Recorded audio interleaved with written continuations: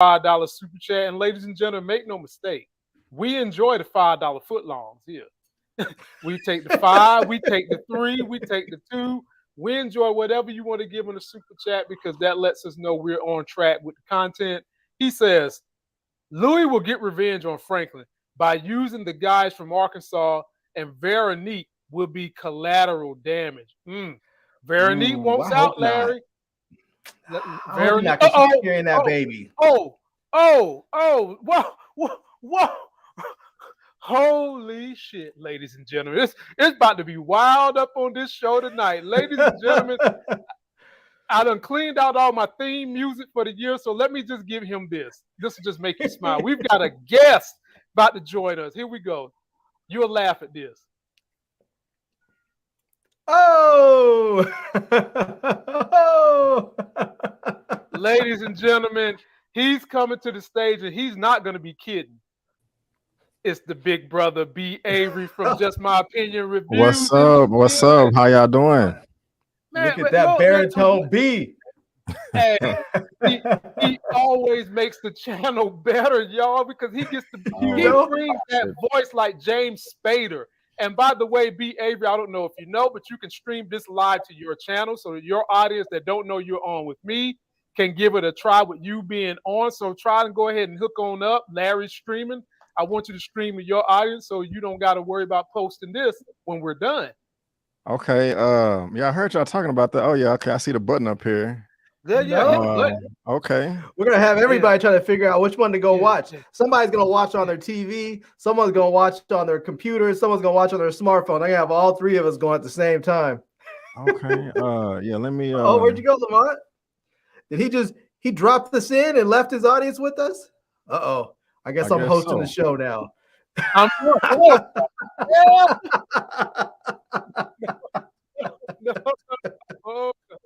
No, we're not letting worry about nothing. And let's see here. We've got Tom McCain. I don't know whose channel he's from, but I think that's with Larry. He's in the building. Lovely Lady Love representing Larry channel in the building. Shout out to big you ups, guys. big ups. Big ups. We're glad to have you. B. Avery, we're glad to have your presence in the building. We're thankful that you're here, my brother. Let's get on into it, man. I can't wait to hear what you guys got to say about this episode of Snowfall. Before we go, somebody wants to say good night. Come on over here. Come on over here. It's your Uncle Larry. Look at those smiles. Uncle B. Avery. You going to say hi? Say look hi. At those smiles. Yeah. I love it. She's got the bounce ears. Like she's ready to go to Disneyland, man. You need to take her to Disneyland. Well, you missed it the other day. She took my mic, took my headphones, and ran right on up out of here. Just like I'm running this channel. So let's get into it, fellas. I don't want to hold y'all all night. Life is busy. I want to just know from the very beginning. We're just going to start out from the jump. Larry, how did you feel about the episode overall? You don't have to give details because we're going to do that. Just how would you rate this episode overall? Man, I'll tell you, like the first 5 minutes of this episode, I just felt like it was so intense. Like it was just really, like they really set the tone. Like this is going to be not a fluff and stuff episode. This is going to be a real deal intense episode. And it was really good. The only thing that was disappointing was the conclusion of this episode, because we all know how TV works. It's like it's like they refuse to let someone try and be their better selves. The moment that a bad person, someone who's been traditionally bad, decides they don't want to be bad anymore, they don't let them try and be good. They kill them. And that was the only disappointing thing about this episode, is that was just so utterly cliche and ridiculous. Okay, well, I can give some insight to that, Larry, because I started my writing class last night with the Academy Award-winning Jill Chamberlain, and I'll be able to riff about some of that stuff now. B. Avery, how did you feel about the overall episode? I loved it, man. I don't really have any complaints, really, but I'm sad as hell. But it's it ended in a way that I guess I can, respect in a way. But I was shocked. I was surprised. But overall, I really enjoyed it. Gotcha. Once again, ladies and gentlemen, we all have a YouTube presences. I also do have an Instagram. There is an adjacent podcast that runs with my channel, and this will be up on the podcast 20 minutes later. I do have a budding TikTok, and both of my homies right here have some of the same things. Please subscribe to us both if you're not subscribed to our channels. And shout out to all our guests that are tuning in from Larry's channel and B. Avery's channel. B. Avery, I'm going to start with you on this with my brother as we deep dive, and then RIP to the big homie Jerome. Teddy is shook right now. Franklin knows exactly what buttons to push with this man, and he pushed him so much so, B. Avery, that Teddy's having to call the mother of his kids and tell her to get the fuck out of Dodge. So, B. Avery, what are your thoughts about the kind of things going on through Teddy's mind in regards to the other people in his life that he cares about? Well, it's interesting. You know, Franklin definitely did pull a chess move and flipped his world upside down. I mean, at one point in time, I'm just like, damn, Franklin has no money, no resources, no connections, nothing. Teddy got him by the balls. He got red dots all on his head, pointed at every organ. I mean, there's no way Franklin's going to get out of this. And Franklin does what he did, which I think was incredibly stupid. Really? Yes, it was moronic. I mean, I just got to talk about that real quick. I love the finessing, you know, Veronique, and what is her name? Is it Clarissa? Is that the mother's name? Cassandra. I always messed it. Cassandra. Yeah. It was wonderful. They was able to kidnap this man without even knowing that he was kidnapped, and they had all of the leverage. But now you're going to let the demon out of hell, aka Teddy, with all these CIA resources. Like, Franklin, you didn't have to do that, man. All you had to do is give him the phone, prove that your daddy here is here on the phone, and then you can, hey, Teddy, put the money back in my account in 24, 48 hours, or I'm gonna blow his head off, or drop the cash off here, or something. But and look, I get my money, you get your daddy. I will never see you again. But now you done created a lifelong enemy.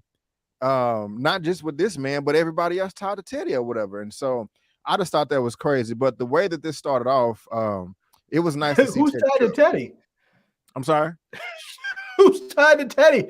He doesn't even work for the CIA anymore. Nobody wants Teddy, except for the Iranian chick. That's about it.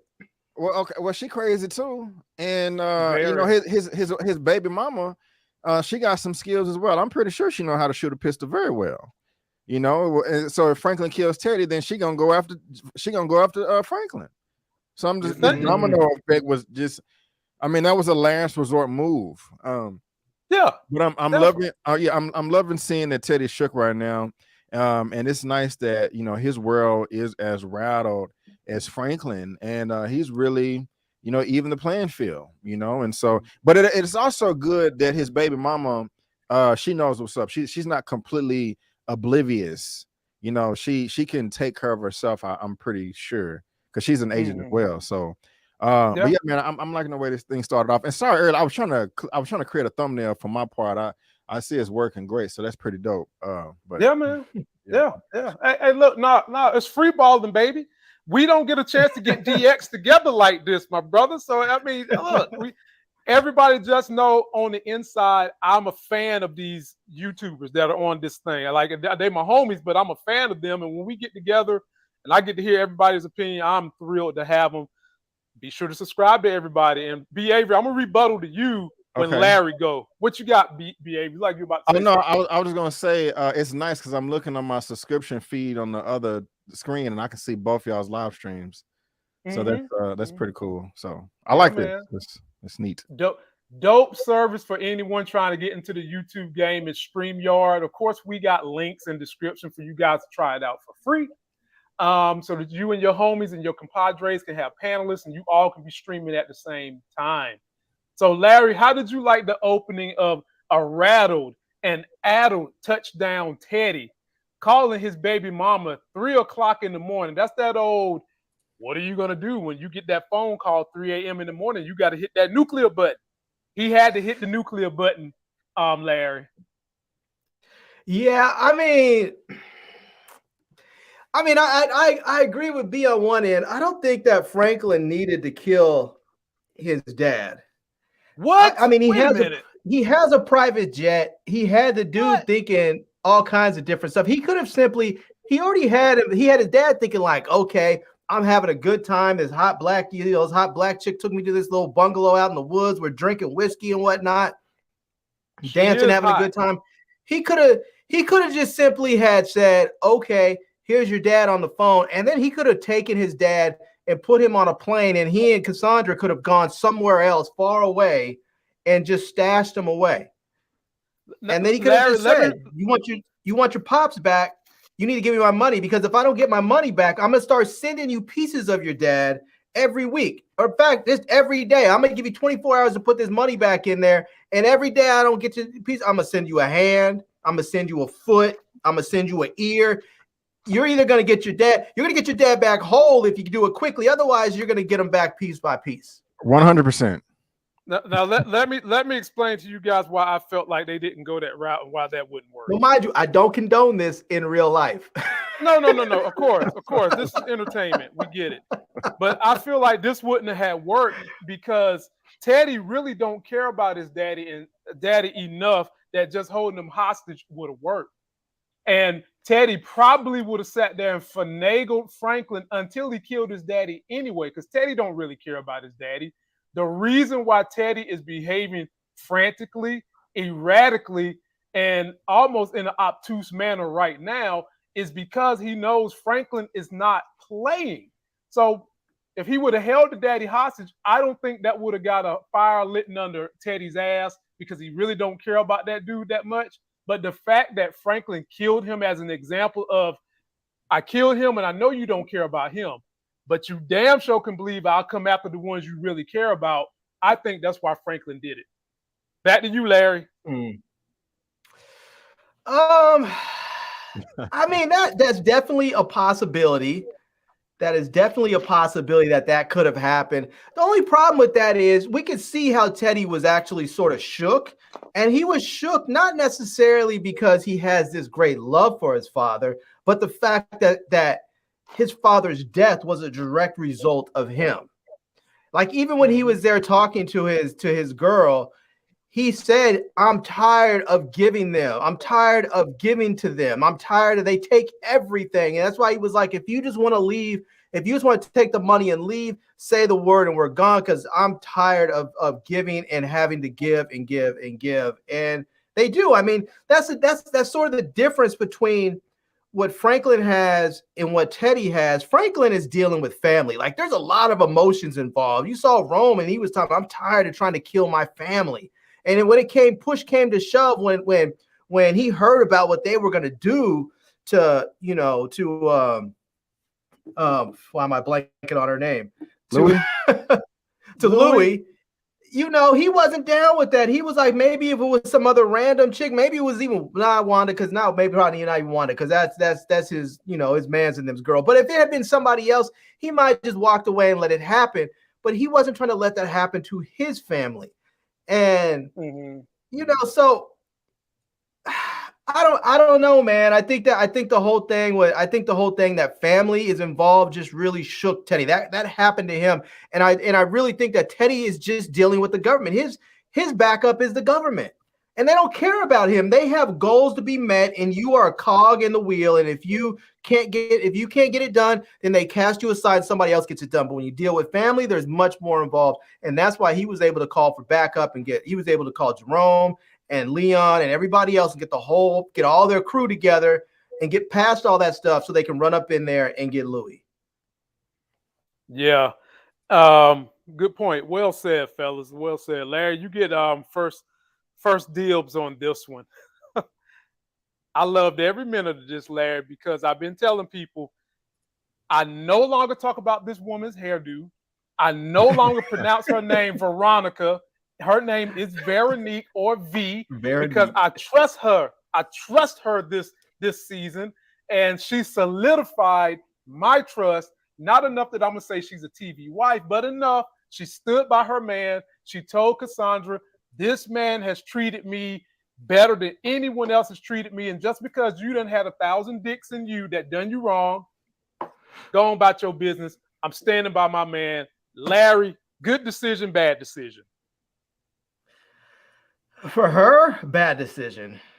Oh my Lord. Really? God. Yeah. And the reason why I say she won't out the game, B. Avery. She wants out the game, and Larry Not- swear the TV kill you. I'll tell you the reason why is because she's pregnant. Like she should say, you do what you do. You're like, it's not safe to sit next to you on a bus stop. It's not safe to eat across from you at a restaurant. It's not safe to be in your presence. You know this. I know this. I'm pregnant with your child. I'm gonna go somewhere and go sit on a beach somewhere and drink water and take my prenatal vitamins. And when you're done doing what you do, whether you decide that you want to keep going for the money or you decide that you just are done and we'll come out here, I'll be here waiting on you. You know, and. I mean, the thing that gets me, I understand that. I get it. When somebody takes something away from you that you built, you don't want to just let it go. You want to fight because you're like, I built this. This is mine. You can't just take it. I get that. And I get where he's at in his headspace. But at some point, you have to say, it's not worth the effort I'm putting in to recover this. It's better to put all this energy into building something new. And between her knowledge and her smarts and her experience as a con person, and we can see that Franklin plays three-dimensional chess in every aspect of his life. Between those two, they can start an empire somewhere. You know, I mean, they have some money. They saw that statue. He had a ton of keys. He can raise enough seed money that they can go somewhere and live comfortably forever without doing anything else. But they also have enough money that they can go start something else and do it right. They don't need to actually start an illegal business. They can do something legitimately. Okay. So she should leave. She should leave. If for nothing else, for the safety of her child, of their child. All right. And ladies and gentlemen, because I've done a horrible job sometimes of getting you all involved, not because I don't care, but sometimes time is of the essence. When we get done with everything we need to say at the end, I will take some of your comments and let the fellas react. B. Avery, how are you feeling about V's decision to stand by her man? I'm with Larry on this one for the most part, but really? I can't. I'm not mad at. I'm not mad at her for not going with her mother either. You know, she did make a valid point. It's like, okay, Franklin has put me first. You know, when I ask him questions, you know, he does give me an honest answer. She didn't actually say that. You know, that's true. You were a crappy mother and left me abandoned and didn't do this and didn't do that. So Franklin has treated me better. Now, I'm not mad at Cassandra for leaving either, because she didn't sign up for that. You know, she made a point. She was like, because Veronique was saying something like, you know, that's all you care about is the money. She's like, wait a minute, little girl, you called me and then I came. I was like, oh, got you there. Yeah, so she did. You know, so you can't. She signed up to do what she was doing to get the money, and she did exactly that. And you're just gonna randomly stab somebody in the neck? Like, I mean, she knew that you was gonna kill him eventually, but she didn't want to be there for that. So I'm not mad at either party, but like Larry makes a good point. The child is the most important thing, you know. Yeah, the baby. But the thing is, how much stuff has Cassandra seen in her life that when Franklin sliced his neck and dude was bleeding out, she didn't even seem like she had a look of panic on her face. She was just like, okay, well, I guess it's time to go. I mean, she looked a little panic. Do that, I would have been like, yo, what the? Well, yeah. I mean, yeah, she been. I mean, I don't mean this. She been around the block. She know what the deal is. You know, she done seen if she probably done murdered somebody herself. You know, or killed. I don't want to say murdered. She probably has killed someone before. You know, at least in self-defense. So you know, she's not stupid. Right. She caught a body. Yeah. I mean, you let her tell the story. She's caught about 1,000 bodies that have done her wrong or mistreated her in somehow, some way. Yeah. So. But Franklin tripping though. Yeah, Franklin's on one. He's definitely on one right now. Yeah. So one of y'all turn down y'all volume. That was me. Might be you be. Oh, Yeah, that's okay. not me. I have my headphones on. Okay. You saying you can't hear me? No, I can hear you. No, but we hear I can echo my coming echo. from your system. Oh, okay. But we good now. We good now. Yeah. No, you good. You good. We don't hear it now. You good. So this one's for you, B. Avery. We're gonna start this one out with you. And this is when, ladies and gentlemen, if you're squeamish, or maybe you ate something that you really should not have ate, this is about to be the segment of the video where the butt cheek's gonna start clamping, folks. I'm just gonna keep it real because this episode got deep last night. So B. Avery, it was intense. You get first dibs on this. I enjoyed this character acting by this man that we're not going to get to see anymore. Of course, I'm talking about Uncle Rome. Here we go when he gave an impassioned speech, and you can hear his damn voice. I'm tired of this shit, Louie. I'm tired of it. Here we go. Uh-oh. My bad. That's the wrong one. Oops. Forgive me, y'all. Take your time. Where is it? It's not that one. It's not that one. Okay, I think it's this one. Oh, goddamn, I'm telling you, I'm goddamn done. Done selling crack. I'm done getting shot at. I'm done trying to kill my goddamn family. Okay, fine. What the fuck am I supposed to do with that? Maybe you're supposed to acknowledge this shit is fucking insanity. You don't got no way to be happy. It's my goddamn fault for trying to fix you, but I'm goddamn done. Ain't my problem no more. I'm free of this shit. You don't mean this. It's really. What? B? Was she really? She was serious. She was serious. Like, you don't mean it. That man said, this is the realest thing I ever said to you. And for those of you that don't know, back in the old school days, when a man say that, that's just like somebody saying, I swear to God, I put that on everything I love. I put that on my baby. That's how they said it back in the day. That man meant this. And B. Avery, break down that scene, man. It was intense. Let me clarify. Just that scene or the one that follows as well? You can do the one that, for both of y'all can comment on this one and the one that follows. You sure? Yeah, absolutely. Okay. Yeah, she's a menace. She needs to go. She's a problem.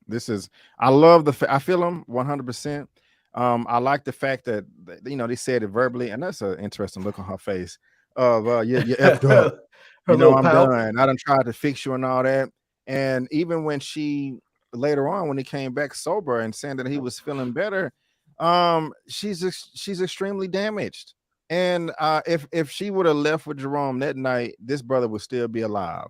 But because she has some null void that she has to fill, it's costing her life and his life and their sanity. I mean, she talking about, hey, we got the money, the power, respect. Talking about, no, you and they see you but not me. But what about me? What about me? I mean, like, come on, man. That's you everybody needs therapy. She definitely does.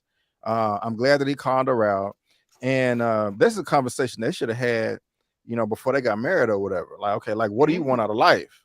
You know what I'm saying? This is a perfect example of how you should not go into any type of serious relationship unless you're healed, and I mean, there's different levels to that. I mean, I'm not saying that you have to be perfect to go into a relationship. I'm not saying that, but Louie is seriously damaged here. I mean, we have been calling her out this entire show, every season, of like, man, you're a ticking time bomb. I mean, you cannot be happy. You have this, and this, and you still, it's not satisfying enough. She want to be seen that, look, there in life, there are some things that some women will never be able to do, the things that men do, and there's some things that men will never be able to do what women do, and that's just how it is. And she seems like she has a hard time swallowing that pill, and Jerome is dead for it, because they could be in Jamaica with their millions, but she's horrible. Wow.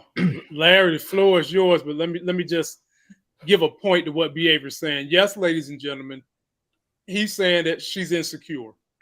And she's been insecure since the time she was a little child. She never went and got that therapy to help her figure out how to find strength and security in just who she is. And now she tried to project that on Jerome.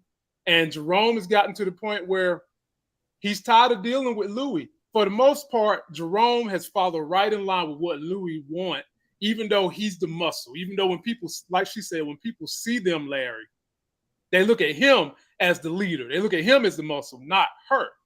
And so with that background and backdrop, Larry, tell us what you was thinking when you saw this conversation between the two. It was chaotic. Oh man, I'll tell you, women are gonna hate me on this one, but I'm gonna keep it 100% real. This is one of those problems that we see with today's modern woman, is that they don't respect the power of femininity. They don't respect the power that they have as a woman. Instead, they want to have the power that men have. We have different powers because we are different people. We are different genders, and we should respect those different powers and those differences. And the world is at balance when we have them. Instead, she's upset because her ego's all out of whack. Oh, they see you. They give me enough time to give me a wink, but then they talk to you. They don't talk to me. Okay. But when they give you that money, when they hand over that money, they're paying you. You know? You guys built this thing, and she's up there just all fully engrossed in her ego, forgetting about everybody else and everything else. It's all about me, my ego. They don't look at me. They don't respect me, yada, yada, yada. It's like you've been able to finesse this whole thing and to build this organization with your intelligence and your connections. And she just, none of that matters to her. She wants to be the one that everybody's afraid of. But here's the thing. You can't walk into the middle of the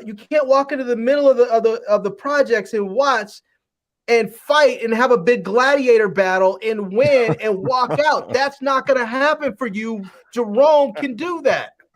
That's why when people go into a situation, where it's possibly going to turn ugly and violent, they're looking at him.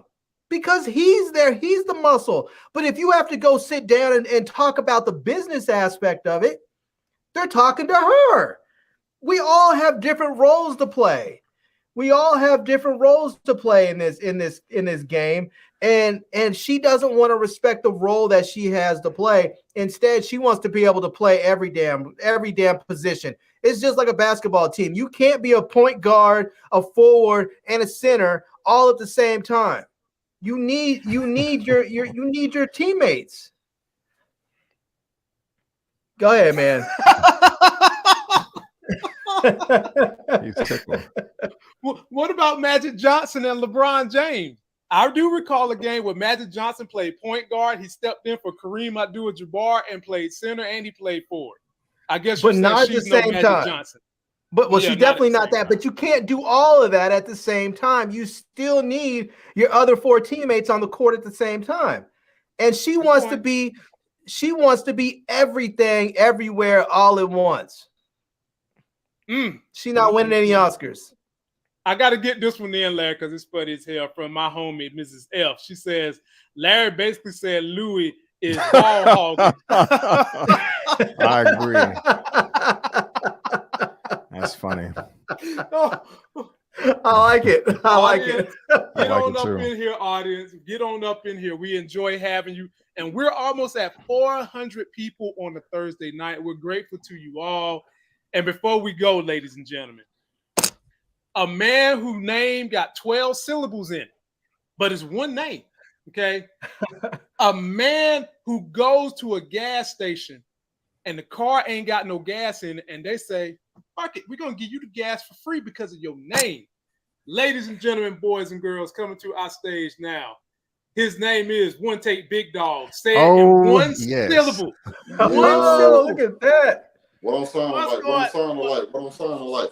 I'm good. You good. We good. Yeah. Oh, yes, man. Ladies and gentlemen, we've got DX in the building. The whole squad is finally back. Y'all haven't seen us all together since Peacemaker. It's been that long. Yeah, it's been a minute. Wow. Yeah, man. It's lovely. I love the energy. Crazy. And so now that we've got the big homie in, we want to get his thoughts, and then we'll catch him up. So, One Take, give us your overall thoughts on the episode, how you felt, how you rated, and then we'll catch you up to where we're at right now. Okay, so I think I've seen the first 20 minutes. Y'all talking about it. I really love the episode. I thought like this is probably one of my favorite episodes of Snowfall. It just like really hits you in emotional feels. First of all, I would like to say I disagree with Larry and B. Avery. Oh. I'm happy that Teddy stepped on me. Franklin stepped on Teddy Daddy. That's right. That's right. Also, shout out to V for sticking with her man through thick and thin. That's my boy. That's my boy. That's my boy.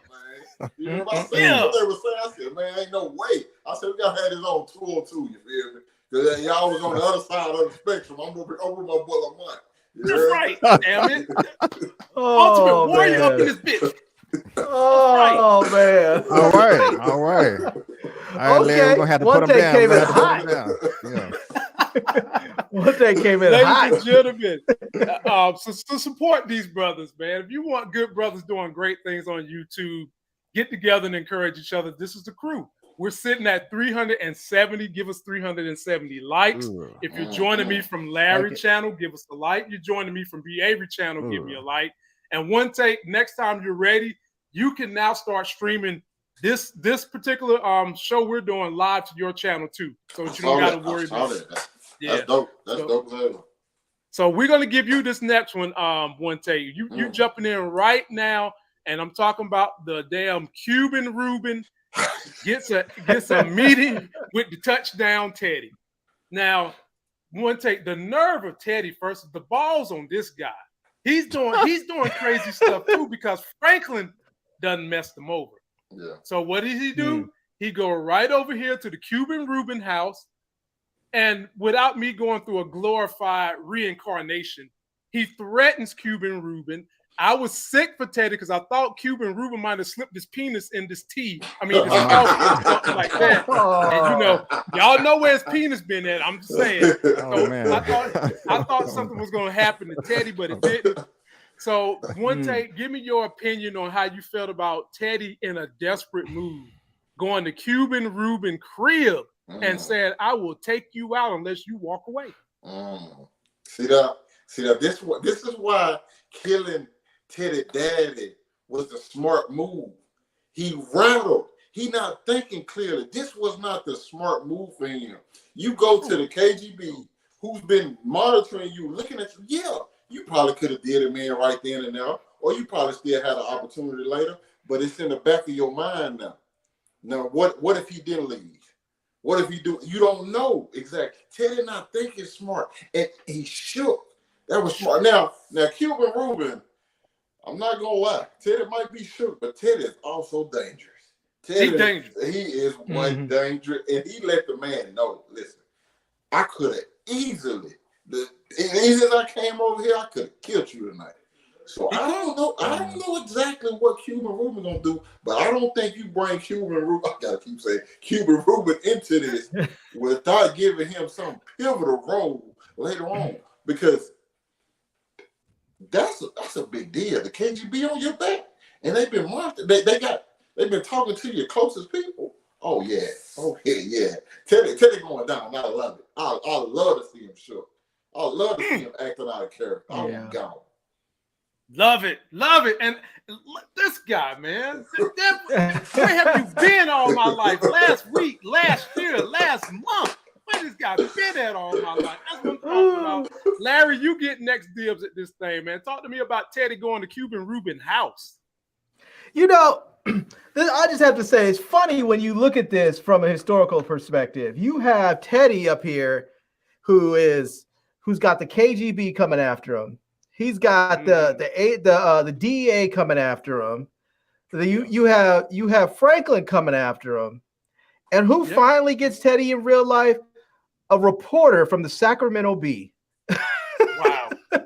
Wow. You know? That's right. That's the crazy part. Right. That is the crazy part from the Sacramento or the Fresno Bee, I think. Sorry, it's the Fresno Bee.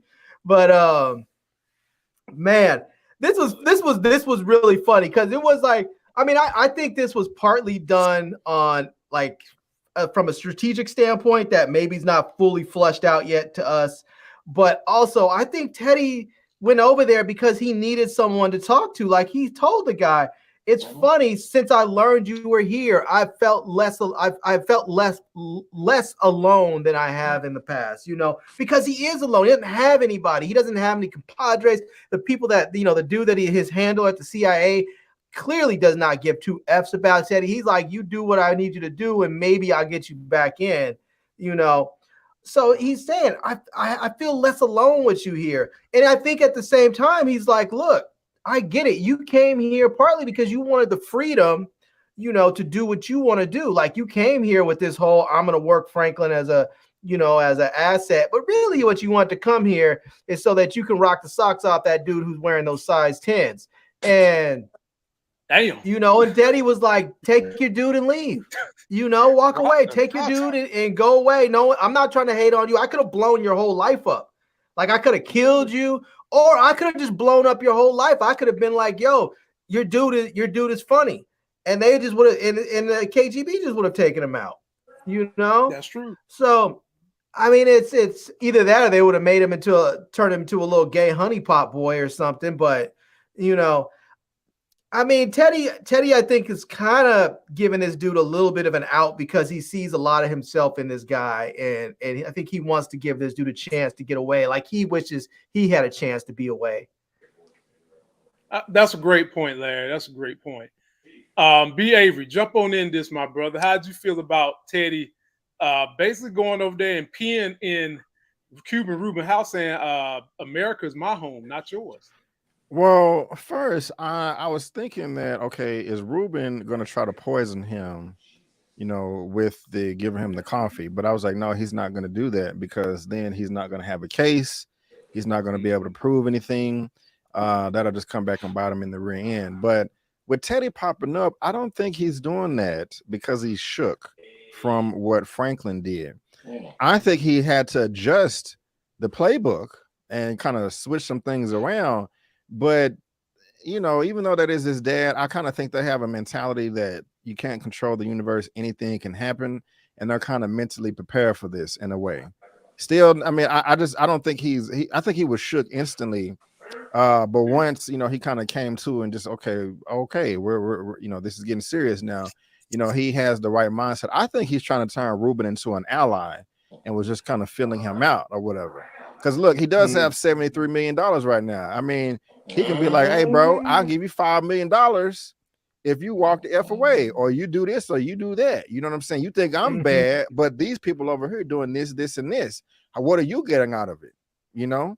And if I had to put a hand-to-hand fight between the two, I think I'd give it to Reuben. Really? Yeah. You see how Reuben run? Hell no. I don't know. He was able to get Avi though. He was able to get Avi. Man, Avi, if it was guns, it was, huh? You said Avi 78. No, Reuben killed Avi. He killed him, but he didn't beat him. Avi. Sorry, yes. Sorry, I was thinking of other dude, the Mexican cat. Avi's like 80. We bought asses. Also mop the floor with them, bro. I want to see that. Whoa, we got 4 episodes. It may happen though, realistically. Yeah, but I do think though that Teddy may be trying to turn Reuben into an ally, and he kind of just trying to fill him out. You know what I'm saying? He's like, let me just see what this dude head at. So I got that feel a little bit, behavior like he kind of wants him to be an ally, and he didn't offer. I was waiting for him to offer him some money. He never really done that. He offered him his life, but he didn't offer him any money. But I do get the sense that Teddy could have killed him. So I kind of feel like Teddy was trying to get a feel of him too. I did gather that a little bit. No. Yeah. All right, Big Larry. Get ready, my brother. Uh-oh. Get ready, Larry, because me and you've been wanting to see this connection the whole season. But I got to ask you the hard questions, Larry. That's what I'm here for. Please tell me neither one of these two is going to stab the other one in the back. A deal was reached between these two. And I felt like Oso came to Franklin because, look, kind of similar to the way Teddy went to Cuban Reuben, Oso is in a heap of trouble. DEA, got a poker up his butt. Teddy's got a poker up his butt. And then there's another organization with a poker up his butt. Franklin, his homie, he's being chased by really Cuban Reuben, Teddy, drug cartels, and all kinds of shit. So in the midst of their chaos, they decide to make chaos together. But the question here, Larry, is will they be able to trust each other from now to the rest of this show?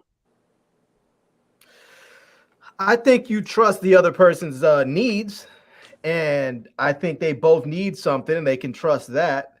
And as long as one can deliver to the other, I think you can trust. I think they can trust each other. But I think also there's some genuine affection between Franklin and Oso. I mean, they went through some stuff. I mean, the whole tiger cage thing, and shooting it out with the essays, all that stuff was. I mean, that's some bonding stuff right there, And hey, if you save my life 2-3 times, you damn right. You're never gonna get rid of me. Damn Lucky Charm. You're never gonna get rid of me. So I think Oso can be trusted with Frank. Like Franklin can trust Oso, and I think Oso can trust Franklin. Mm-hmm. I think that I'm not going to say that Franklin wouldn't burn him, because I think Franklin would burn anybody. I mean anybody if it came down between, if it was his back against the wall, I think Franklin would just burn anybody that's in his way. But I think he would try everything possible to try and not have to do that to Oso. I'm with that. B. Avery, are we good here with these two? We good? Yes, we are good here. I don't see any of them stabbing each other in the back. They just been through too much. I think that one of them would die for one another as well. I mean, before selling the other one out, when I say die for another, I'm not saying jump in front of a bullet, or anything like that. But if somebody kidnaps Franklin and says, "Tell me where Gustavo is, I'm gonna blow your head off," I think Franklin will be like, "Oh, okay, blow my head off," and I think Gustavo will do the same thing. I don't know. There, and especially Gustavo, I'm already convinced, but Franklin was kind of iffy, but he did show a level of cold towards the end of this episode, which we'll talk about. But I think they're good. I would be very shocked if either one of them stabbed each other in the back. I would be highly disappointed too. This show I would be highly upset with the ending of the finale if they turned on each other. Okay. I did want to say this scene, that opening shot was so beautiful, man. The way they opened up with the clouds in the background, this sort of big open parking lot area with behind this warehouse, it just looked really dope. True. And also, let me add, they have a common enemy.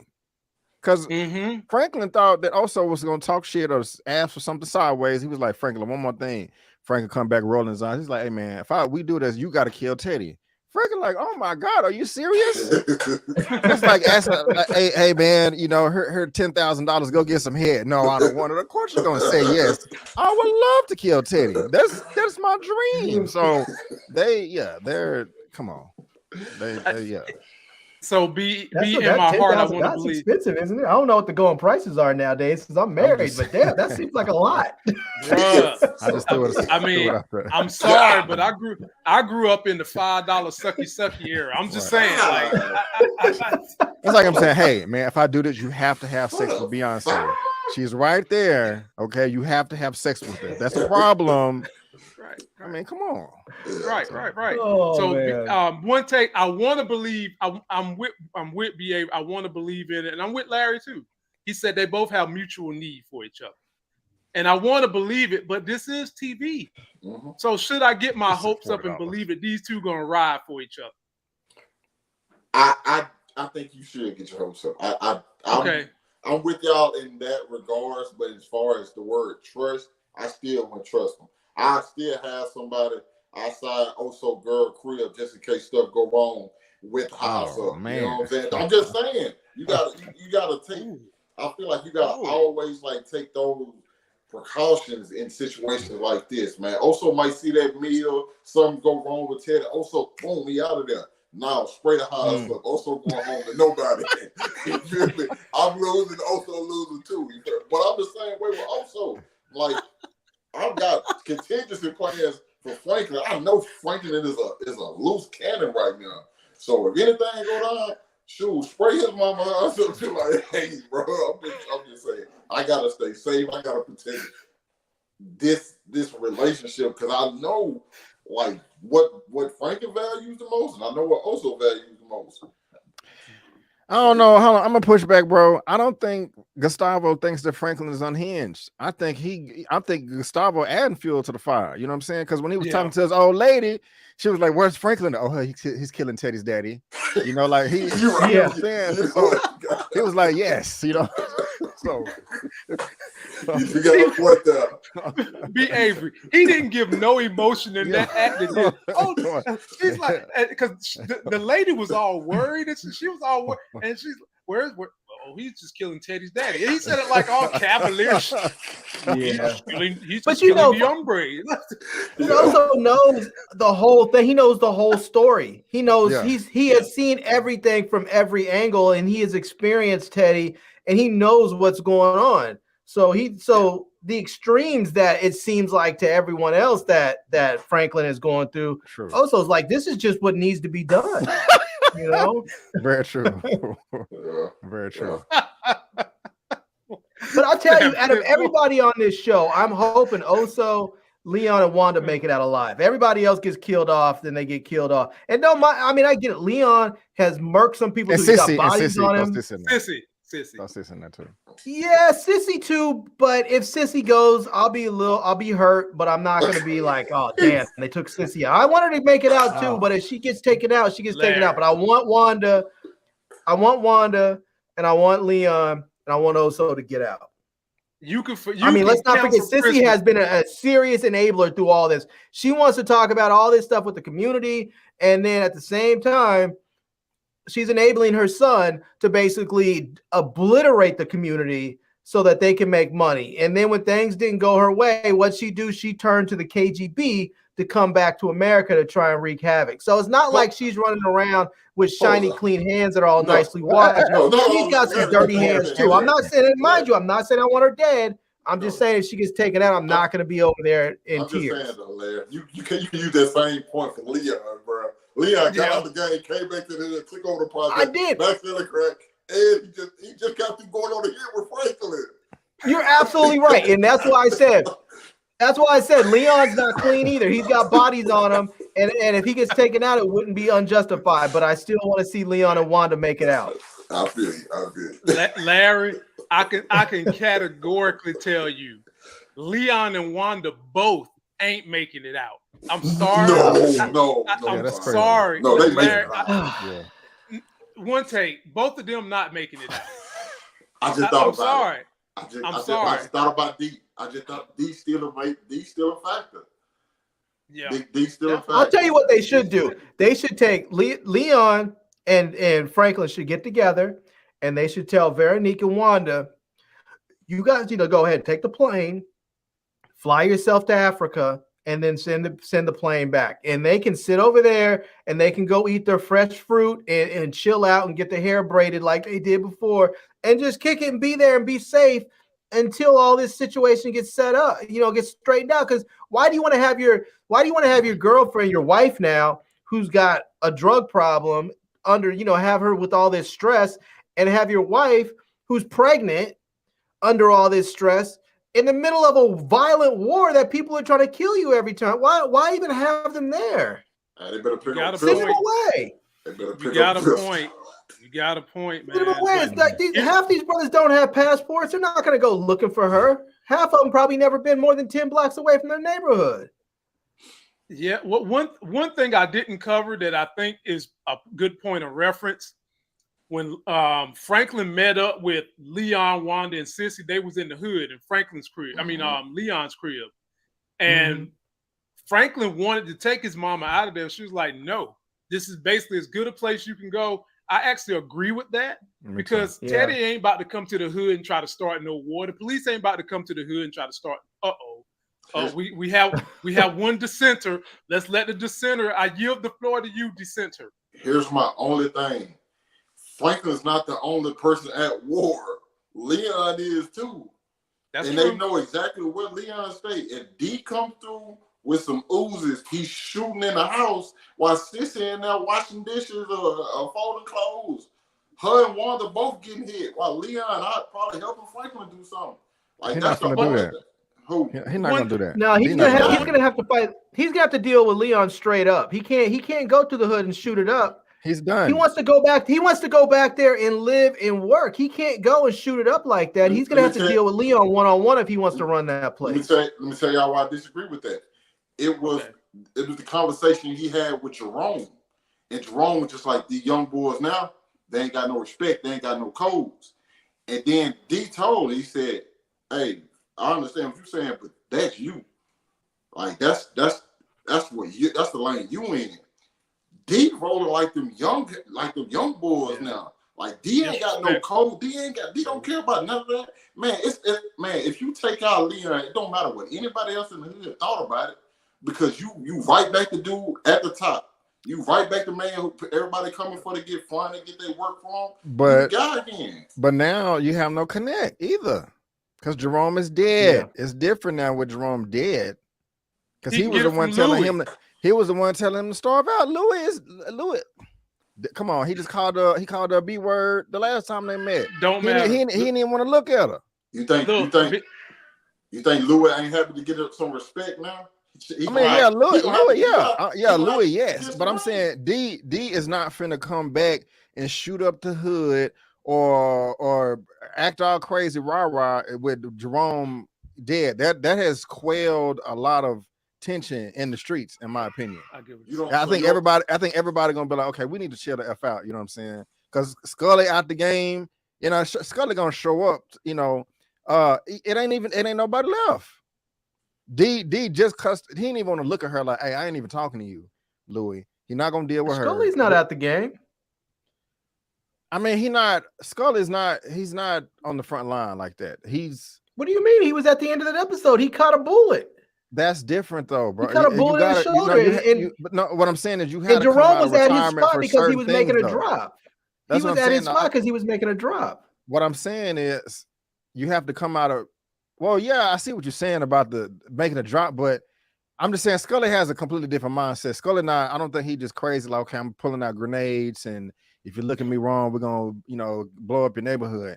I'm just saying he went to in the field because that was an extreme one-off. You know, we can't just let this woman get taken advantage of like that. That's just that's beyond the line. I agree, but I think he's also still very much in the game. Yeah, I think D got more than. I mean, I know Jerome was probably his best plug, but even when the whole situation happened with Franklin, D could have still got another plug. You probably, instead of paying 10 a key, you probably paying 12, and it's probably stepped on him. You know what I'm saying? But I think he still had another plug. I mean, I don't. You said that he don't care what the block thing. No, he lost a straight up one-on-one fight. That's the thing. That's the code. Get settled with another one-on-one fight though. Especially maybe a one-on-one fight, but you said come up and spray the hood up. That's what I'm saying though. Like I think that part got settled with that, but like D ain't abiding by them rules. Like however I get my spot back, that's how I get it. And like I'm taking it over with force. And anybody got a problem with it, we just gonna, you know what I'm saying, go to war with it. You know what I'm saying? I hope not. I just I ain't never seen that energy from them all. It seemed like D has always, you know, abided by some code of conduct. You know what I'm saying? You know, like because him and Leon didn't get along at first because he was a true triple OG. You know, Because I remember Leon went to somebody's like, "Hey man, how do I connect this dude? We're not here." I don't know. I just don't see. I think he lost the fight. I think he gonna take it like a man, and yeah, I don't. I disagree with that, B. Avery. But my thing is with Dion, is he bright enough to sneak attack Leon? I don't think he's that smart. Y'all seen his example of being the leader of the hood. That was a S show. That was horrible. It was horrible from the line. Yeah. Like, bro, right? That's perfect. Yeah, that's perfect. I will say this though: when all those dudes got together, all those guys, all those men put their grievances aside to go rescue Louie, And that's one of those things that she's not going to get past, even if she wants to, is that this idea that she wants all this respect and she doesn't want people winking at her. They don't want her winking at her and talking to Jerome.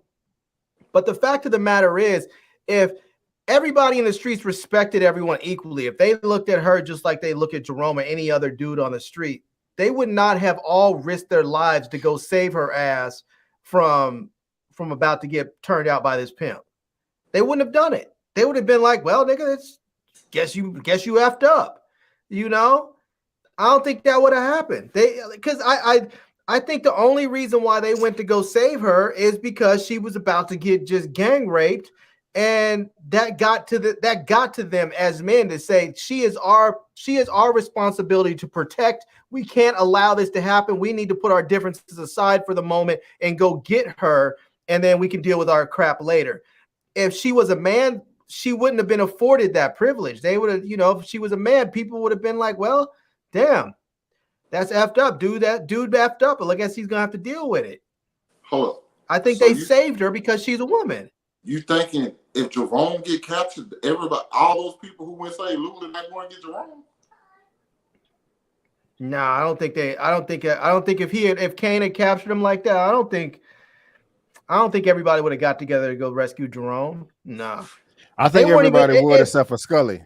I don't think Scully would have.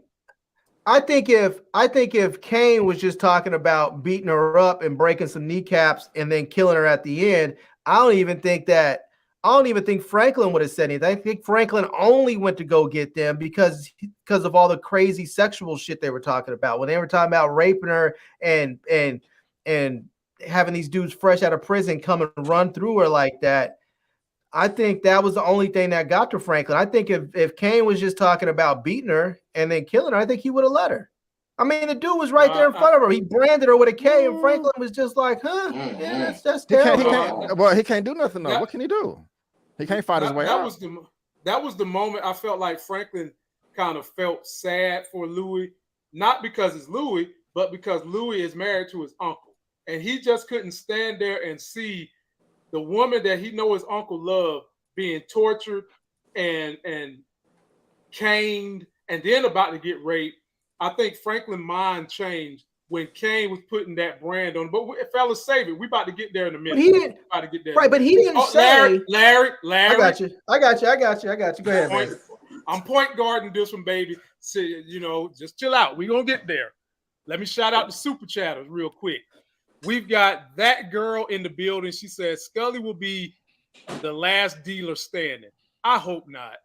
I hope not. I hope your premonition don't come true. And then I would be sad. Sharna Lewis said, I enjoy your channel, but I don't catch your lives enough. Well, all you got to do is get up here, my friend, and come chat with us. We almost at 500 people on a Thursday night in this chat. I like it. That's a new record. That's a new Thursday night record. Thursday night record now. The old record was 450, and we've already eclipsed that. So let's get this conversation back into the good. Be sure to subscribe to everybody's channel. We all have social media outside of YouTube. We've got Instagram. We've got Twitters. There's a podcast that comes along with us, and we all do have TikTok channels, ladies and gentlemen. Come check us out now. Come check us out. Let's see know here. How long TikTok's gonna be around? It's gonna be around, Larry. Don't even sweat it. It's gonna be around. It's probably gonna be the ownership gonna change, but it's gonna be around. So this was a point of no return moment, and I'm gonna give it to you, B. Avery. I'm gonna give you this one because I'm sitting here saying to myself, all this heat is in the street, okay, and you want to take your ass and go barebacking on a horse, okay. You really think you about to go to the Kentucky Derby and win something, okay? So B. Avery, the horse throws her butt when the gunshot starts shooting, and the horse just said, "Oh, F you, I'm saving my skin." She's on the floor, and that's when she gets abducted by Kane's people. Talk to me about why is you out here even doing this, Louie? Your man done left you. Was this your way of stressing? This was her emotional pony, I'm assuming. Yeah, it wasn't the smartest decision. She also gave her gun up. Now, I don't know how hard or easy it is to ride a horseback, with a pistol in your waist. I can It's imagine not it's quite hard difficult. Okay, I've never done it because before. you remember the Wild Wild West dudes. They Well, used to you're right. ride. They used to have like 3-4 guns, just riding all. This is Just true. riding all over This the is place. true. Yeah. I'm tripping. So I don't know why she did that, but yeah, it's just her being silly. I mean, if at all, why now would you tell your guards to stand back? I would want them to be on horses right behind me, but Thank that's you. just me. You got the money for it. So Yeah. yeah, she's on an ego trip, man. Because a dude just left. They should be on the plane, or they should be landing right now in Jamaica. But she want to be at the horse place. Exactly. You right. And I don't know if y'all stood next to a horse. They don't warn you when they about to drop a poop. Okay, you just see they tail do one of these numbers and bloop bloop. Your foot's covered in smush. Okay, bloop one bloop. take. Bloop bloop. One take. What did you think about this? This was not a smart decision. Nah, it wasn't. But I think they've been at war for a couple of weeks now, and I think this is probably her comfort place. Everybody got their one place they go to. Me, I'm gonna go to the movies. You know what I'm saying? I could be at war. I'm gonna go to the movie. Think about it. It was weird that she, gave up her gun. I'm just like, why would you? There's no. It's a cowboy type thing. Like you just said, like there's no way you're giving up your gun. If I'm in a war, they're not even just like in the beat. They're in a whole war. Like it's everywhere with me. It's in the bathroom with me. It's in church with me. It's everywhere I go. So her giving it up and then telling the people to stay back. I think she wanted a moment for herself. You know what I'm saying? Especially after like her and Jerome just had that conversation, and he's probably about to leave. She probably just need to like just be her with her horse, just riding, just trying to like zone out. But once again, it's like you're in the middle of a war. You really have no time for anything like that. You got to always like be on point, And then I'm pretty sure she's probably been here a few times since like the whole war started, and she probably thought she was in the good. Like she got comfortable and got caught lacking, and Damn, God.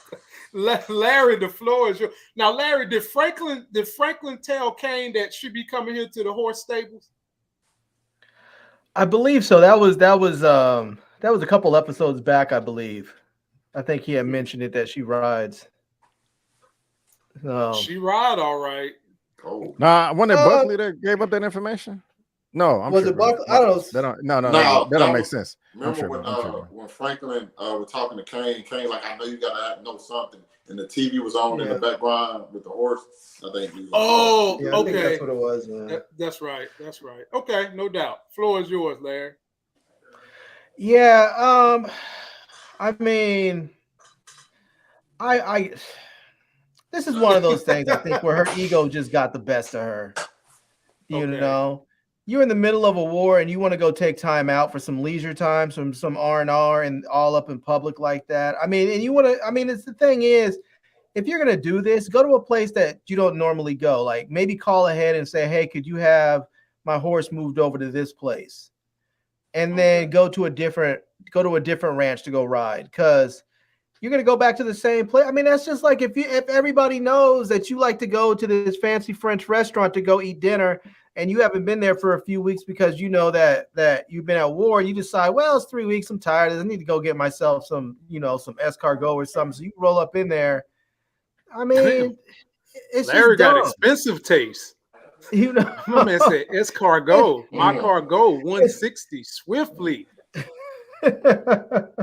It's just dumb. Like she shouldn't have gone there. She knew. she just knew that.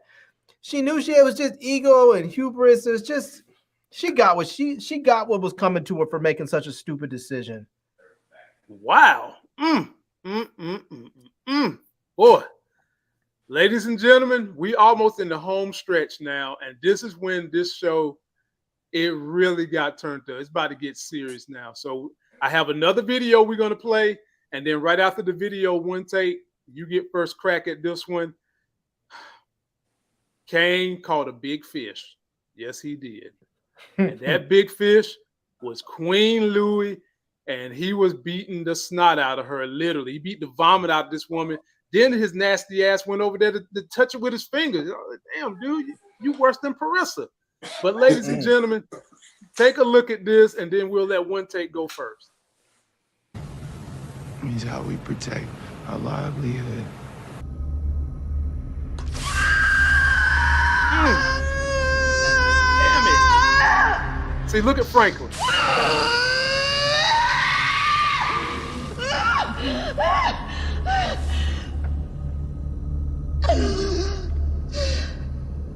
Some good ass character. Look at Franklin. Down. Got a lot of niggas fresh out. Love feisty Reuben. One take. Boy, the show got serious after that commercial. Yeah, that was dark. Yeah, man, they got serious. So talk to me about the whole torturing scene and he branding and she still wouldn't talk.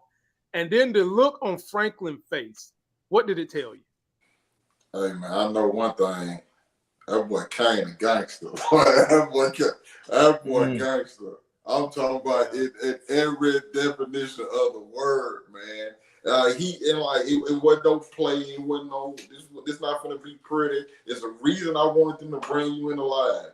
It was a reason. Like, you got to pay for all this, man. I didn't think my penis was gonna work no more. I thought I gotta get up. I've been in the hospital sitting, and like I had time to think about all of this, and I finally caught you. So, man, I ain't mad at Kane. I don't condone what he did, but at the same time, based on like who his character is, I think it fit. You know what I'm saying? It's the life that they in, and like certain things happen, and that like, and as far as Franklin goes, I almost thought Franklin had pretty much lost everything he had for Louie. Like the look on his now, I don't care. Me personally, I know the look on his face when he saw that happening to Louie. I don't think it would have mattered who it was. Seeing a person like forcefully get branded, that makes just about anybody uncomfortable, dog. Like just sitting there hearing the screaming, yeah, this is somebody you've known for a while and had like a close relationship with. So I understood that, but don't forget, like Franklin did tell when she tried to like, make a deal like I'll give you Teddy, like, man, I already got in. And then he left. I said, ooh, he is the coldest. But we know what happened after that. B. Avery, that was eloquently put. I thought the same. Like, I saw the looks on Franklin's face, and I'm thinking to myself, maybe he's about to break down and help her or something. And then when he told Kane to go out, as one take said, and she was like, I can get you Teddy. I don't need Teddy. I got him already. My heart dropped, but the floor is yours, B.A. Yeah, I hear you one take, and Lamont, I feel a little bit different though, because actually when the scene was going on, when it comes to Franklin, let's talk about Franklin first. I did not know what to think. At first, I was like, "Damn, bro, this is cold as hell. This your auntie. I know that y'all don't get along, and she done did this and she done did that, but you're not showing no emotion while she is getting branded in the chest. This is crazy. You are definitely all unhinged." But then I said, "Wait a minute. Let's look to see where he is. Franklin can't do anything right now. He has to play the part. He can't free her. Kane is not gonna let him do that. He can't shoot his way out of there. It's one versus 20 of them at least. You know what I'm saying? So that's impossible. So I'm like, okay, wait a minute. He playing the part now. He gonna act tough and act like he don't give a damn and yada yada yada. But as soon as he get out of there, he gonna call the cavalry or whatever, which he did. But then I went back, because Kane and that other henchman that had the blowtorch left, and it was only Kane and her in there, but he was, excuse me, he was still playing the part. And I was like, wait a minute, you don't got to do that now because ain't nobody in there. But maybe he was like, okay, maybe they're listening or something, because like, he made the comments, okay, I'll give you Teddy, I already got it in. He could have been like, okay, I'm so sorry, I was faking, I'm gonna get you out of here. As soon as I leave, I'm gonna call Jerome. So I don't know, that was kind of skeptical to me. As far as Louie is concerned, she's still being stupid. Why do you care about Buckley? Who gives a fuck about Buckley? I would have been like, this is Buckley. His address is ABC 123 so-and-so street. Here go the zip code. Here go on Mapsco. Here it is. I would take it on myself. Who is Buckley? I'm so confused, bro. She getting kicked in the stomach. I'm not gonna give him up for what? Why? I don't get it. Louie, I mean, I was really confused on why she was just being so loyal to Buckley. One take, help me out, because you pondering over there. Nah, bro, listen, I'm not gonna even lie to you, dude. Gee, I promise y'all. I watched the episode when I first got up this morning, but I'm kind of at a loss because I'm still wondering myself, like, damn, it was about her not giving up Buckley. What the hell she was giving up Buckley? What the hell is he? Who gives a shit about Buckley? I think me and Larry know the answer to that. Help us because out. she felt like if she gave up Buckley, she was still gonna die anyway.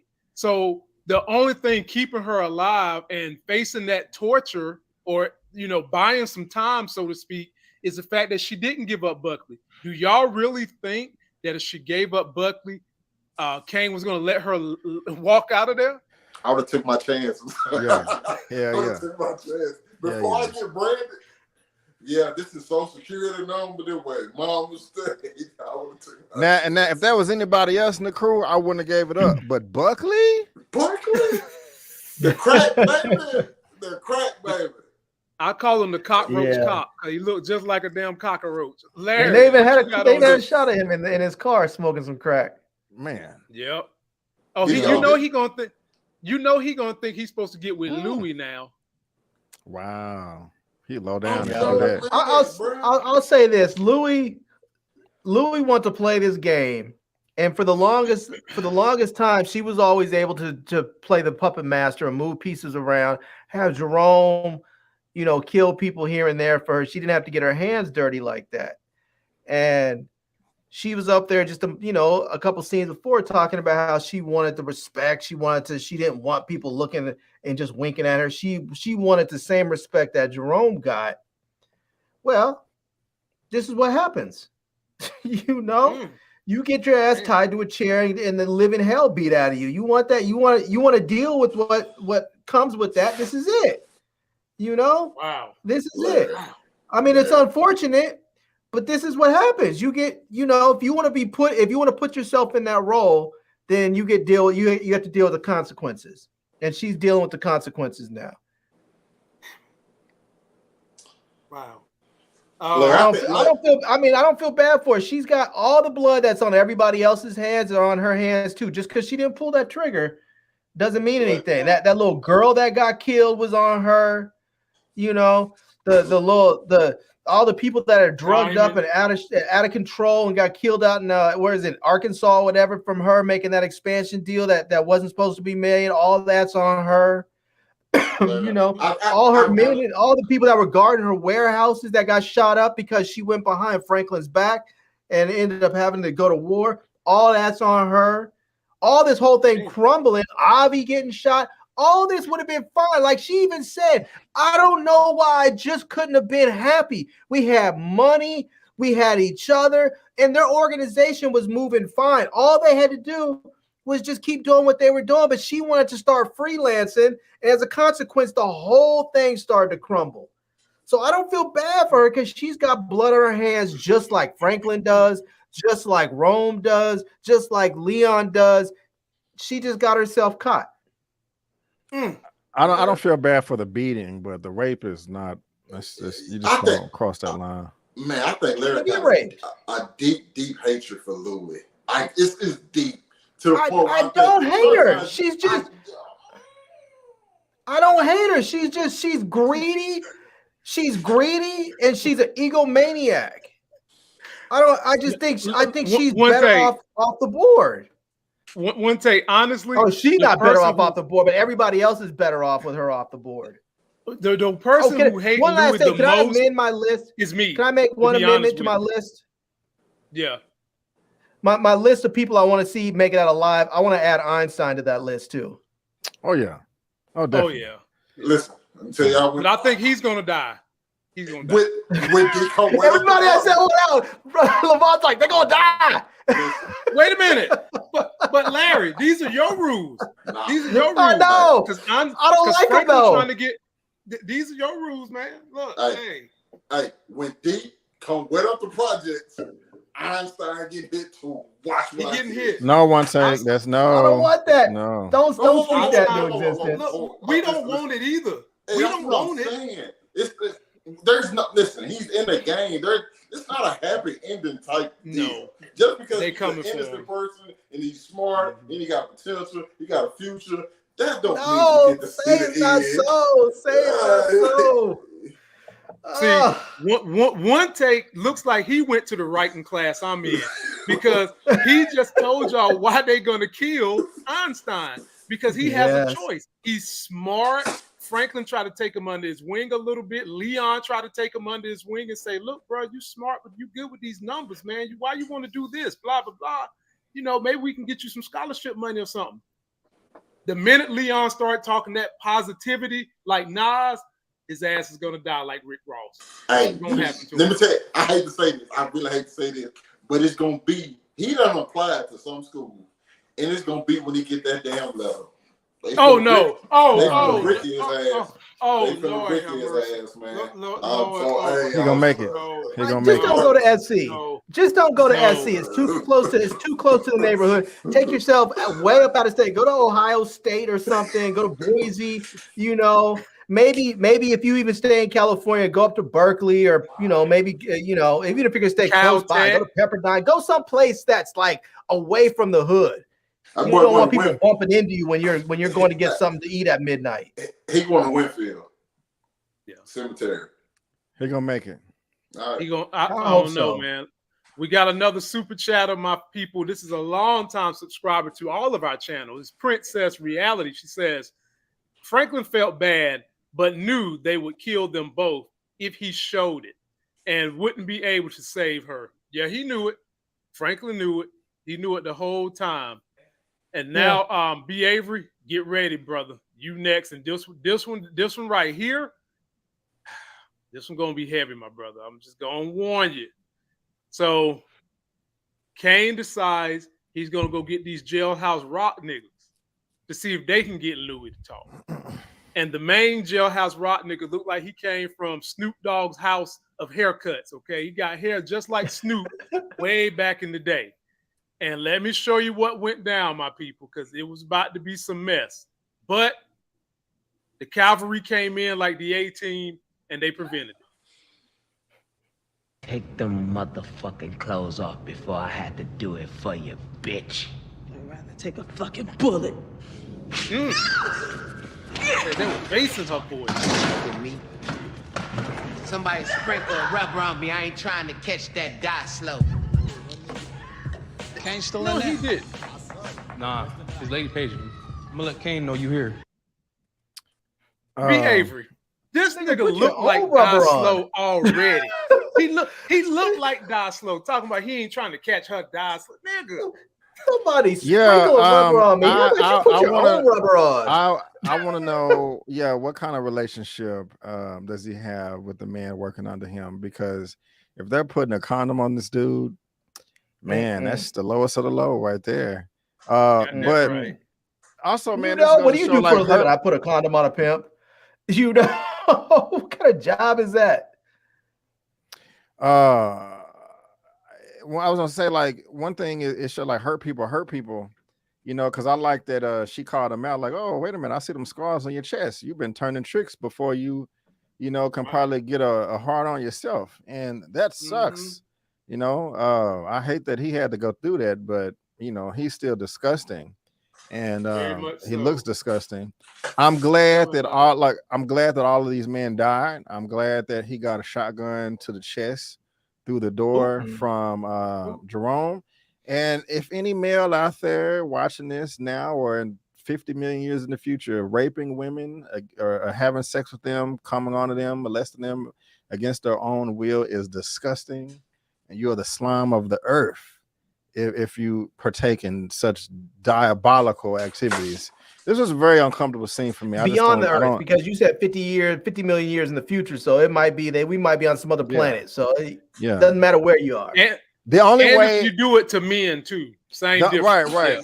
Now look at this though. Now y'all may think I'm weird or something like that, but I have seen in some type of movies or television. I think it was some Russian antagonist bad guy, and what she would do with the people that she captured. If it was men, she would have dogs rape the men. And I think it was also in one episode of Black Mirror where they kidnapped some guy and they made a pig or a hog rape him in the born, and they recorded it. And that was like, hey, you either do what we say or we're going to upload this video to the internet of a hog raping you. And he did it. You know, now if somebody comes after my family, and then I would do that as payback. Like if, you know, somebody kidnaps and rapes my wife, I'll get a dog or a horse and lock you in a room with them or something like that. But other than that, it's that's gross. You know, yeah. Be Avery. I think Jennifer know what I'm talking about. Wow. Yeah. Y'all, we were just riding, we were just cruising. Yeah. You're completely off the rails. I got so many questions about that. I feel like I'm on topic. I feel like I'm right on topic. He is completely on top, because on this channel, any parallel you can draw can go as long as it's up for debate. This applies. Yeah, it applies, baby. It applies. So Avery was like the dogs went from humping to really pumping these dudes in the butt. Yes. That was on some. It was some show in the past 10 years. I'm about to join Lamar. I'm serious. They didn't show it. No, they didn't show it, but it was some type of movie or television show. I mean, this has happened more than once in television. You've never seen that story point where I don't need that kind of cinema in my life. Man, what is that show? Y'all help me on the comment. Yeah, Jennifer, it's a Black Mirror episode. You see, put a comment up. She know what I'm talking about. Okay. I got you, Jen. I got you, Jen. Yeah. I got you. And in this episode, they kidnapped someone in a barn and they knocked him out. And they drugged him or knocked him out, and they had a giant, like 500-pound hog rape him, and they recorded. Now they didn't show it on the show, but that was the story was. And he woke up, and they was like, "Hey, so we kidnapped you, we knocked you out, you passed out, and while you was asleep, here's a video of a hog raping you." And of course, he's mortified. They was like, either push the policy through or do this, or we're gonna upload it to the internet. And yeah, I'm thinking of a different Black Mirror episode. Because the one I'm thinking of was when like the politician dude got his daughter kidnapped, and they said you have to have sex with this pig on camera, and then everybody was in their house waiting for him to have sex with his pig, and they just so happened to drop his daughter off while he was doing that. So he never even had to do it. But listen, that's why I don't watch Black Mirror like that. So Kirsten McCoy got the comment too. So to make it circle back around, let's say that Louie, a woman, raped my child, my son or my daughter. If Louie did that, then I will go and get a hog or a dog and have them take care of Louie. It's payback. That's the only time it's excusable. Or you could just kill her. You could do that too. You could just kill her. Or not enough for me. Okay.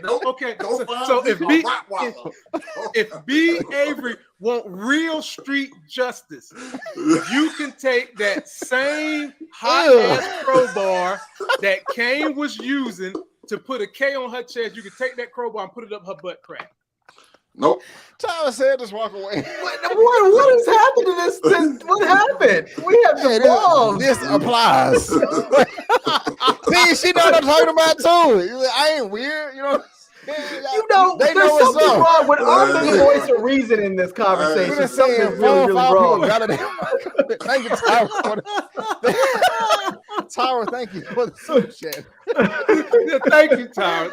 Thank you for B. Avery super chat, my sister. And by the way, Tyra does a great YouTube channel, and she oftentimes partners with B. Avery and his brand of craziness. If you want to that was crazy, man. Hey man! Wow! Hey man! I do not piss me off. I'm letting everybody in the chat know. Everybody on YouTube, do not piss me off. He going to the extreme. Don't come after mine. My goodness gracious! Rottweilers, whatever he can find, man. Just stay away. Hey, one take. Remind me never to go to the state fair with B. Avery. Oh damn! That's new meaning to your ass. Fuck. I'm not going nowhere with animals with B. Avery ever. Man. Oh my god. Boy, Bill. Oh my lord. Man, my stomach hurting, man. I did abs today. They said he ain't playing, bro. Don't play with his, dog. Oh, man. Wow. Okay. Well, fellas, the next one. God. Okay. The next will go to my main man, Larry, man. So, Larry, I got a video for you, my brother. The cavalry comes to the rescue. The A-team, minus having a black dude in it, they come to save Louie. You get first comment after we see this final clip.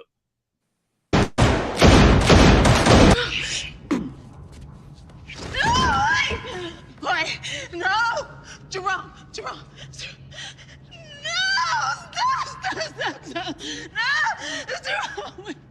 Baby, wake up. Don't leave me. Jerome, get up. No! Wake up! Don't leave me. Get up. Get up.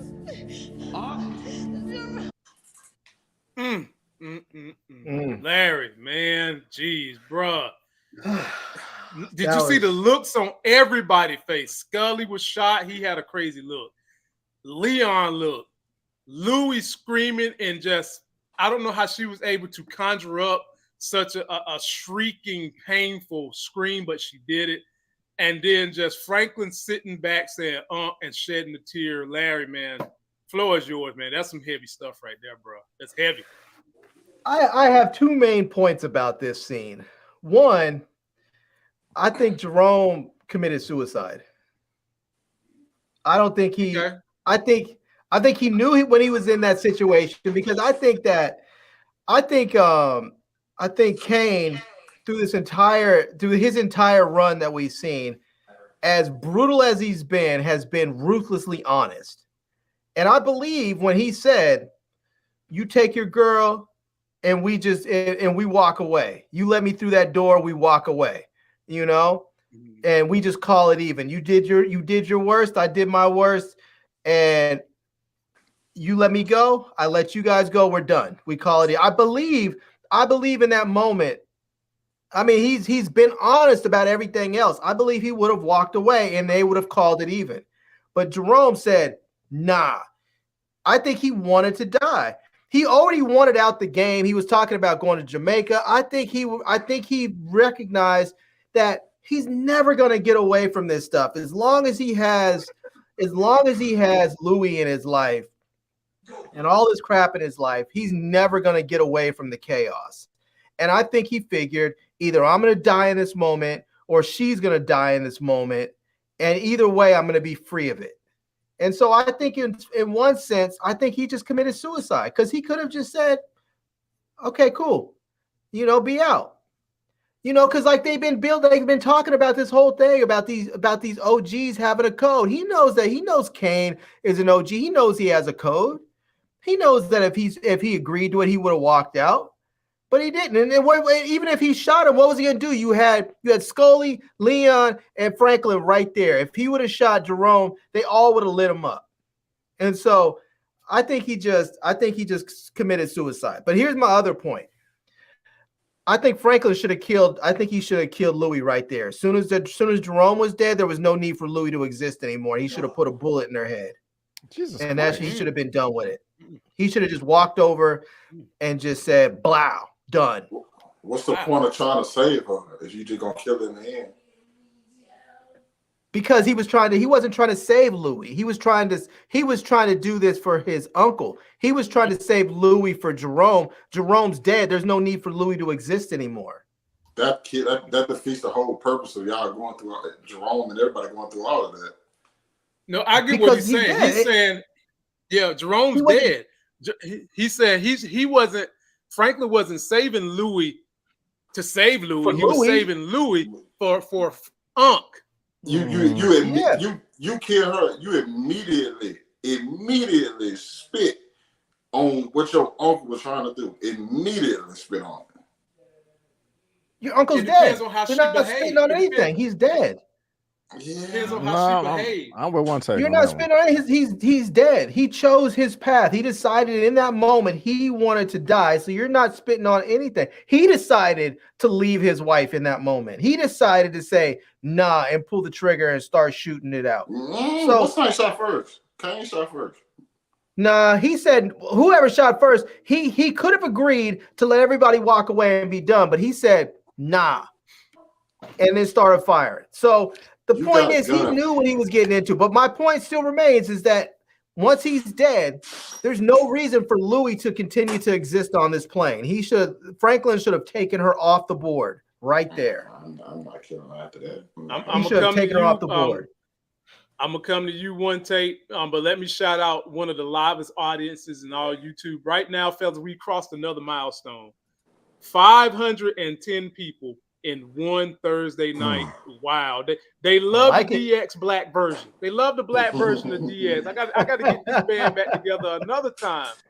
And before I head to you one take, I got another super chat from Podcast. He says, "I think Louie is talking to Teddy in the upcoming episode. I believe she's attempting to set up Teddy by blaming Franklin for everything." Well, she gonna blame Franklin anyway, and I think that my theory might come out, where Sissy's going to have to be the one to give Louie the hot one. The fact that Jerome is dead makes me believe that that's going to happen even more. But back to you one take. What did you think about this ending of episode 6 and how Jerome went out, and should Franklin have went on ahead and shot Louie in the head? Where you at with all this? I wholeheartedly disagree with him shooting her, especially after that. Now that was a situation. I don't care what Kane tell me, man. We just killed your people. You just branded my old lady. I ain't put my gun down. I don't care who behind me, whatever. It's a standoff. And he pushed Louie out the way and started shooting at Jerome. Of course, Jerome gonna shoot back.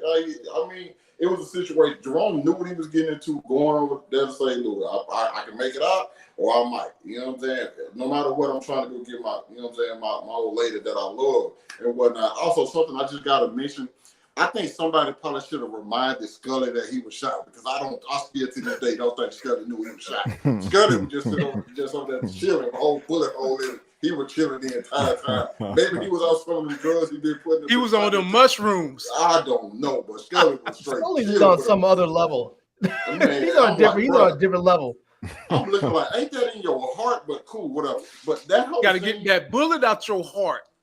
That when Louie on the ground, right? Get that bullet out your heart. Yo, when Louie was on the ground and screaming, even when you just played it, like it gave you chills, because like that was some great acting. And then I love how they did with Franklin. It was just like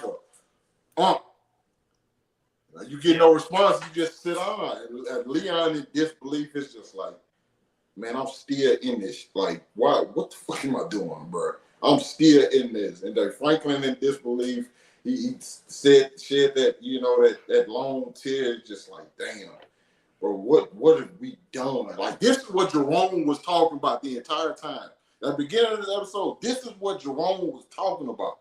And then, unfortunately, this is how it ended for him. Before he got a chance to get away, go off and do something else, live a better life, stop selling Christ to all these people. It just caught up to him. You know what I'm saying? Dang. It's sad though, but man, that was shout out. I seen your video earlier, Lamont. Shout out to Amin Joseph. Yeah, fantastic, just fantastic work. Yeah, man. And Damson up there channeling Denzel again with his one tear, like from Glory.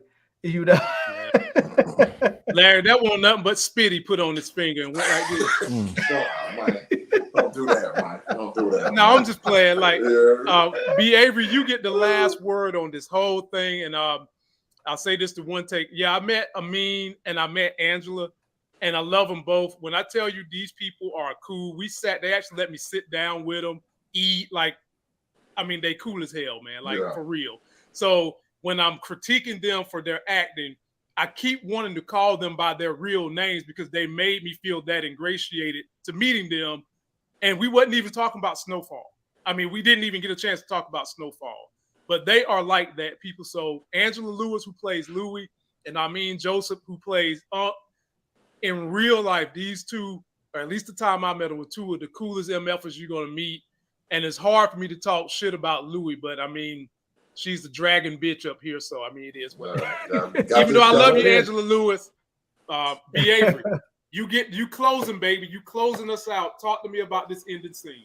Yeah, I will say this, addressing Larry first. When you first said that Jerome committed suicide, I was like, what the hell? That don't make no sense at all. But you kept going. I was like, actually, that's a decent point. Yeah. I didn't really look at it that way. That, you know, I don't think he did, but you know, that's not too far fetched. You know, it could be an out. Yeah, it could definitely be an out for him. It's like suicide by cop, but suicide by gangster. And I don't know. I'm not necessarily thinking. I mean, Jerome was probably being irrational in the moment, but I don't blame him. He was just in a gunfight, and his wife is beaten and, you know, bruised right in front of him. So, you know, he may not. I mean, he bust into the room, not knowing how many men was in there. You know, it could have been 5 dudes on the other side of the door. He just ran in there, you know, with his pistol up in the air. You know, so that's not the smartest thing. It just kind of, I don't want to say worked out in his favor, but at least for that entrance.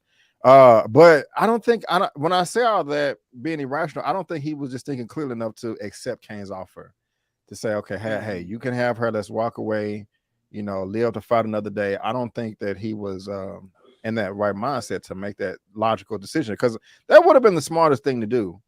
But you know, he didn't do that or whatever. I mean, he wasn't thinking straight. He could have waited for Leon and Franklin to come in there, but you know, because they had the upper hand. But like all of y'all said, man, well, going even back, the acting was great across the board. Yeah. Even when Louie was addressing Jerome in the house when he was sober, you know, he didn't say anything. It was just nothing but facial expressions and mannerisms and him shifting his weight and rocking back in his floor, squinting his eyes, you know, breathing heavily. And it was so convincing, like, you evil, ignorant little girl, you know what I'm saying? Like, I can give you $1 billion and you will complain because of some quarters, you know, type of thing. And she kept responding with me. It was never about them. It was never about the us factor. It was always me. Yeah. And I liked how each of them played it. I mean, even though I don't like Louis, she acted her butt off. You know, Leon, like you said, was like, man, what am I doing here? Nodding his head. And Franklin sitting in the chair, you know, crying. You know, because at one point I was like, do you really not care about Jerome? Because in episode 2, when he pointed the gun in his face at the end in the diner, I was like, man, you know, he really don't give a damn about him anymore, but he clearly does. And, you know, it was a great performance to show that. So it sucks, man. But Louis, this is your fault. Louis, this is your fault. Ladies out there, don't be like Louis. And if you're, and the thing about it is, I like that they addressed that it's not her fault, you know, because it's not Louis' fault. But at some point in time, you do have to realize that you could be a cancer and you have to try to seek help in some way.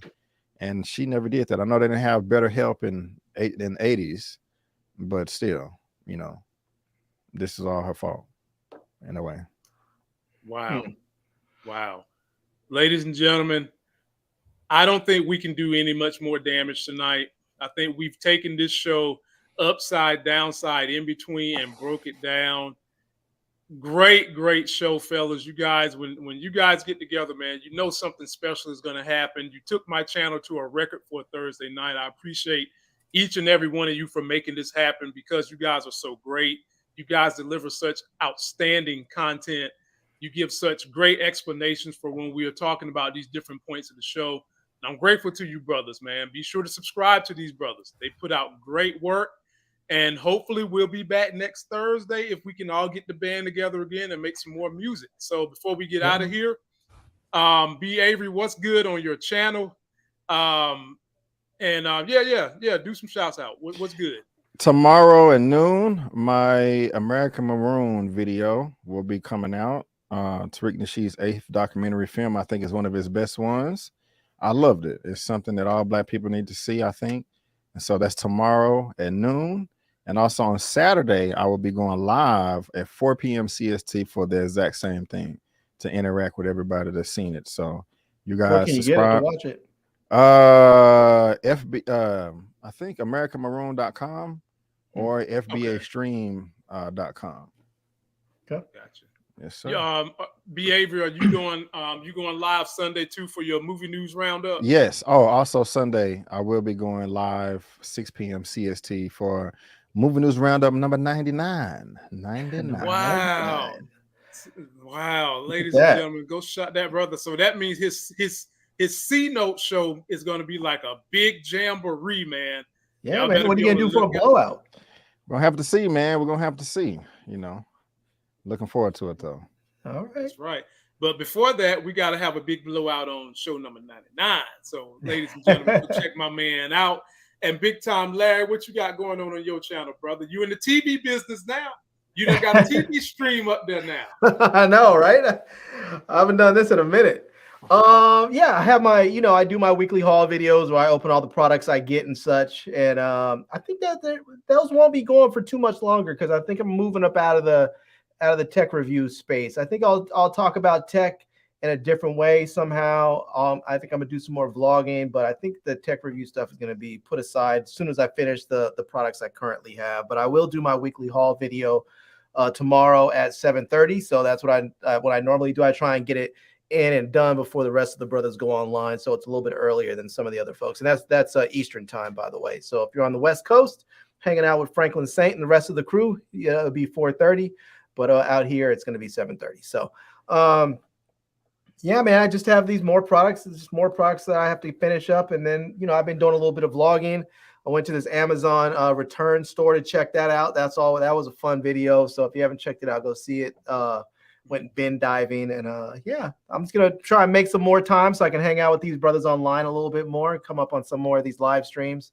So I was trying to keep my head down for a little while and do my thing, but I'm gonna pop my head back up and get back to work and do some more work with you all. Yeah, well, we appreciate that, my brother. And ladies and gentlemen, I will not be going live Saturday night for Power. That's going to be tomorrow night, 9 p.m. Eastern. And I will try to get the trailer breakdown for episode 3 up before we go live so you guys kind of have a small idea of what I'm thinking. So come back tomorrow at 9 p.m. and just keep your alerts on to see when I drop that Power episode 3 trailer breakdown before we do the review on episode 2. I'm Lamont. The brother down there on the bottom is B. Avery, just my opinion reviews. The brother up top is Larry. Today I feel like we out. Until that next Sex is Hell video, we'll see you. Peace.